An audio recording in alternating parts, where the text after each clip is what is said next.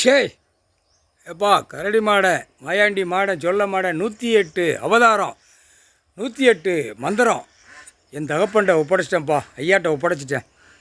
மந்திரம் இன்னுமே மந்திரத்தை பூமியில் பூரா கட்டடமாக கெட்டி ஐயமார் பேரை வச்சு ஓதி கீழே பூரா பூமியை பாழாக்கி வச்சுருக்கான். இது கடைசி அத்தியாவதி கணக்கு என்கிட்ட வாங்கணும். அவர் கொடுத்த மந்திரத்தை வாங்கணும். ஏற்கனவே மந்திரத்தை எங்கள் ஐயா விட்டுட்டாங்க. இருந்தாலும் நான் என் கணக்கு முடிக்கணும்ல. என் கணக்கு ஐயமார் பேருக்கு தெரியும். 108 அவதாரத்தில் மாடை இருக்கான். மாயாண்டி மாடன் கரடி மாடன் எத்தனையும் இருக்கான். இவன் போய் கடவுள்கிட்ட ஒப்படைச்சிட்டானா நம்ம ஐயமார் பே பூரா நம்ம தொலைஞ்சோம் கொன்றுவான் நம்மளை அப்படின்னு அவனுக்கு தெரியும். ஆனால் 13 நாளைக்கு தான் இருப்பேன். அடுத்த ஐயமார் பே ஒவ்வொருத்தனா செத்து மடிஞ்சு போவான். மந்திரத்தை ஓத ஓத ஓத ஊத ஊத ஊத வாயில் அவன் மொழியில் சொல்ல சொல்ல சொல்ல சொல்ல செத்து போவான். இந்த ஐயமார் பேரை வச்சு தான் அரசியல்வாதி கொடியை தூக்கி பாழாக்கிட்டான். என்னைக்கு நான் இந்த கணக்கு கொடுக்கணும்லப்பா, அப்படியே அப்படியே ரோட்டுக்காட்டிலே அப்படியே வீசி நானே க்ளோஸ் பண்ணுவேன். அந்த கணக்கை அவர்கிட்ட கேட்டிருக்கேன், கொடுப்பார்.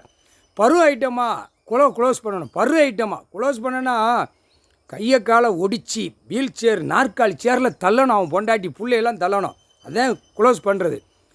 இப்போ கைலாசத்தில் கணக்கு நான் பார்த்தேன். கணக்கு எல்லாமே பார்த்துட்டேன். சின்ன மீன் கவர்மெண்ட்டு உள்ள ஆடு தான், எதிர் மனுதார்.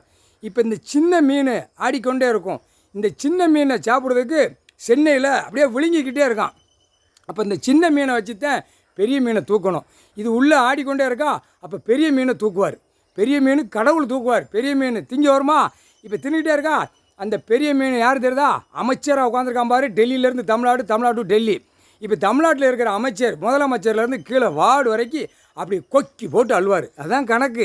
கவர்மெண்ட் உள்ளே ஆடுதா, இவன் வச்ச கவர்மெண்ட்டு ஏலே கண்டார வலிமையான கணக்கு ஒப்படைக்கலாம் வச்சுக்கோ, குடும்பம் வேரோடு கொண்டு போயிடுவார். அது அவர் எப்படின்னு எனக்கு தான் தெரியும். கடவுள் ஒரு பாயிண்டில் தூக்குவார். வழக்கு ஆடுதான். அப்பா அவன் ஒரு தட்டை குச்சி மாதிரி இருக்கான்.